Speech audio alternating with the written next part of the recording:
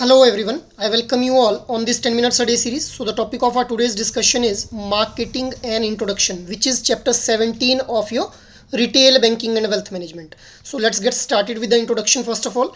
So देखिए, कोई भी प्रोडक्ट हो, उस प्रोडक्ट की सक्सेस या फेलियर बहुत हद तक उस प्रोडक्ट की मार्केटिंग के ऊपर जो है वो डिपेंड करती है.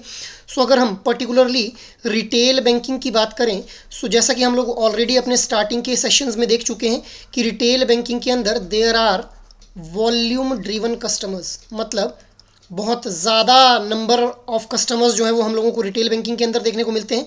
सो ये जो लार्ज क्लाइंट बेस है, यही जो है वो प्रॉफिट जनरेट करवाने में हेल्प करता है टू द रिटेल बैंक्स. अब इसीलिए हम लोग ये देख पा रहे हैं कि जो इफ़ेक्टिव मार्केटिंग है that is of utmost importance with respect to the retail banking. अब हम लोग बात कर लेते हैं कि मार्केटिंग है क्या है एक्चुअल में. So marketing is a process through which a marketer creates, communicates and deliver values to the customers. अब एक बहुत ही फेमस पर्सनैलिटी हुए जिनका नाम था डेरिक वेंडरवायर, जिन्होंने बैंक मार्केटिंग के ऊपर कुछ अपनी स्टेटमेंट्स दी. उन्होंने कहा कि बैंक मार्केटिंग क्या है, identifying the most profitable markets, मतलब ऐसी मार्केट्स को आइडेंटिफाई करो जहां से जो एक बैंक है वो मैक्सिमम प्रॉफिट जो है वो अर्न कर सकता है. Assessing customers present and future needs, मतलब करंटली अभी कस्टमर क्या चाह रहा है. जैसे अभी एग्जाम्पल के तौर पे अगर मैं बात करूं तो कस्टमर, मान लो कि अभी कस्टमर की नई नई मैरिज हुई है और customer wants to open a joint account. तो एक मार्केटर का काम क्या है कि अभी उसकी जो प्रेजेंट नीड है दैट इज़ जॉइंट अकाउंट, उसको तो एसेस करना ही है. साथ ही साथ एक जो इंडिविजुअल कस्टमर है उसको फ्यूचर में, जैसे उसकी अभी नई नई मैरिज हुई है तो कल को उसको जो है वो माइनर अकाउंट की भी ज़रूरत पड़ेगी. So it means the banker और the marketer is able to assess the customer present and future needs. Next is setting business development goals. अब अपने बिजनेस को किस तरह से जो है वो ग्रो करना है एक बैंक ने या फिर एक मार्केटर ने, जो भी उसको अपना पोर्टफोलियो हैंडल करने के लिए दिया गया है, उसके लिए बिजनेस डेवलपमेंट गोल्स को सेट करना. Next is adapting to the changing environment. इसका मतलब क्या है कि जैसे जैसे हम लोग देख रहे हैं कि टेक्नोलॉजी में काफ़ी ज़्यादा अपग्रेडेशन हम लोगों को देखने को मिल रही है, तो उस चेंजिंग टेक्नोलॉजी के साथ अपने प्रोडक्ट्स और सर्विसेज को जो है वो अमेंड करना, इसी को बोला जाता है adapting to a changing environment. So ये कुछ स्टेटमेंट्स दी गई डेरिक वॉन्डरवेयर के द्वारा रिगार्डिंग द बैंक मार्केटिंग.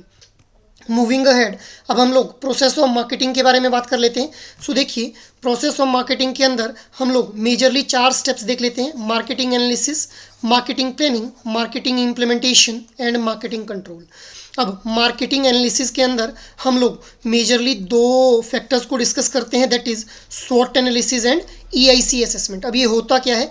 स्वॉट का मतलब क्या है? स्ट्रेंथ, वीकनेस, अपॉर्चुनिटी और थ्रेट को एनालाइज करना. मतलब एक मार्केटर को जो है वो अपने जो भी उसका पर्टिकुलरली डेजिग्नेटेड एरिया है, उस एरिया के अंदर उस जो भी प्रोडक्ट उसको हैंडल करने के लिए दिया गया है, उस प्रोडक्ट की स्ट्रेंथ क्या है, वीकनेस क्या है, फ्यूचर में उसको लेकर के कैसी अपॉर्चुनिटी हो सकती है, और क्या थ्रेट है उस प्रोडक्ट को regarding its marketing with respect to the competitors. मतलब कहीं कंपटीटर्स उसी तरह का प्रोडक्ट जो है वो मार्केट में लॉन्च करने के बारे में तो नहीं प्लान कर रहे हैं, या ऑलरेडी उस तरह का प्रोडक्ट जो है मार्केट में तो नहीं है.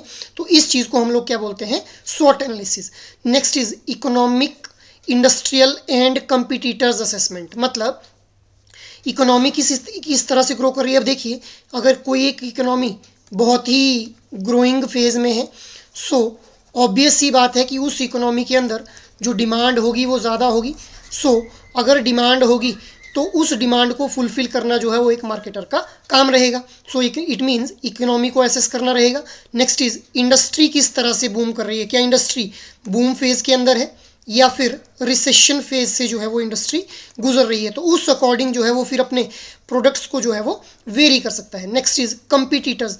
अब देखिए, कंपटीटर्स के प्रोडक्ट को एनालाइज करना या फिर कंपटीटर्स की स्ट्रेटजीज़ को एनालाइज करना, ये बहुत ही इंपॉर्टेंट रोल प्ले करता है, क्योंकि अगर हम लोग अपने कंपटीटर से बेटर प्रोडक्ट ऑफर कर पाएँ एक लो प्राइस के ऊपर, तो our product will be a success in the market. So these all are the factors which will be considered under marketing analysis. Next is marketing planning, जिसके अंदर defining strategic business units and marketing plans. अब strategic business units का मैं आप लोगों को already बता चुका हूँ कि जैसे LG एक कोई कंपनी है जिसके द्वारा रेफ्रिजरेटर बनाए जा रहे हैं, इसके अलावा एसी बनाए जा रहे हैं। सो इन अलग अलग प्रोडक्ट्स के बेसिस पे अलग अलग यूनिट्स डिवाइड करना, उसको बोल देते हैं स्ट्रेटेजिक बिजनेस यूनिट। और इसके अलावा मार्केटिंग के लिए प्लान्स बनाना कि किस किस तरह से इन प्रोडक्ट्स की जो है वो मार्केटिंग की जाएगी। नेक्स्ट इज मार्केटिंग इम्प्लीमेंटेशन, जहाँ पे blending people, culture, structure, decision and reward, मतलब कि एक ऑर्गेनाइजेशन, हर एक ऑर्गेनाइजेशन का एक पर्टिकुलर कल्चर होता है, उस कल्चर के अकॉर्डिंग जो है वहाँ पे जो भी लोग काम कर रहे हैं उन लोगों को उस कल्चर के अकॉर्डिंग जो है वो काम करने के लिए बताना। इसके अलावा जो भी प्रोडक्ट्स हैं उन प्रोडक्ट्स को भी कंपनी के कल्चर के साथ जो है वो अरेंज करना। So this comes under the marketing implementation. इसके अलावा इंपॉर्टेंट डिसीजन मेकिंग और रिवॉर्ड्स देना, मतलब अगर कोई एम्प्लॉय जो है वो बेटर परफॉर्म कर रहा है तो उस एम्प्लॉय को रिवॉर्ड करना, उसको अवार्ड देना for his hard work and dedicated work. So these all comes under the marketing implementation, क्योंकि ये सब चीज़ें जो हैं वो अल्टीमेटली एम्प्लॉय को बूस्ट करेंगी, ऑर्गेनाइजेशन को बूस्ट करेंगी, और कंपनी के जो मार्केटर्स हैं they will apply more efficient method to market the product और services. Next is marketing control, इसके अंदर evaluating and taking corrective action. अब मार्केटिंग जो स्ट्रेटेजी, जो मार्केटिंग का प्लान बनाया था इस सेकंड स्टेप के अंदर, उसको इम्प्लीमेंट कर दिया थर्ड स्टेप में। अब लास्ट स्टेप के अंदर उस मार्केटिंग जो स्ट्रेटेजी बनाई हुई है उसको इवेलुएट करना रहेगा, और अगर उसमें कोई करेक्टिव एक्शंस लेने लायक हैं तो उन करेक्टिव एक्शंस को लिया जाएगा। जैसे कोई ऐसी कोई स्ट्रेटेजी जो काम नहीं कर पा रही है उस राइट मोमेंट ऑफ टाइम पे, उसको एलिमिनेट करना और नई स्ट्रेटेजी को ऐड ऑन करना। मूविंग अहेड, अब हम बात कर लेते हैं मार्केट मिक्स के बारे में। सो ये लास्ट टाइम भी आप लोगों से एग्जाम के अंदर पूछा गया था, यहाँ से question 7 P's of marketing mix हम लोगों को देखने को मिलते हैं, जिसके अंदर product, promotion, price, place, people, process and physical evidence, these are the 7 P's of marketing mix. So इनको हम लोग अब एग्जाम्पल के थ्रू समझ लेते हैं। सो देखिए, अगर मैं रिटेल बैंकिंग की बात करूं तो यहाँ पे प्रोडक्ट क्या हो जाएंगे, फिक्स डिपॉजिट्स, लॉकर फैसिलिटीज़ और क्रेडिट कार्ड्स। अब price, next P is price. अब जब भी एक कस्टमर डिपॉजिट करवाएगा बैंक के अंदर, चाहे वो फिक्स डिपॉजिट हो चाहे वो सेविंग डिपॉजिट के अकाउंट के अंदर जो है वो पैसा जमा करवा रहा है, तो उस केस में जो इंटरेस्ट रेट उसको बैंक के द्वारा ऑफर किया जाएगा that will be the price in that case. और अगर एक बैंक के द्वारा लोन दिया जा रहा है एक इंडिविजुअल को, तो जो इंटरेस्ट रेट बैंक रिसीव करेगा उस individual say that will be the price in this scenario. Next P is promotion. Promotion के अंदर हम लोग देखते हैं डायरेक्ट सेलिंग एजेंट्स जो हैं वो बैंकिंग प्रोडक्ट्स या सर्विसेज को प्रमोट करने का काम करते हैं। इसके अलावा एडवर्टीजमेंट के थ्रू भी जो है वो प्रमोशन की जाती है। Next is place. देखिए ये 7 P's जो है बहुत ही इंपॉर्टेंट रोल प्ले करते हैं।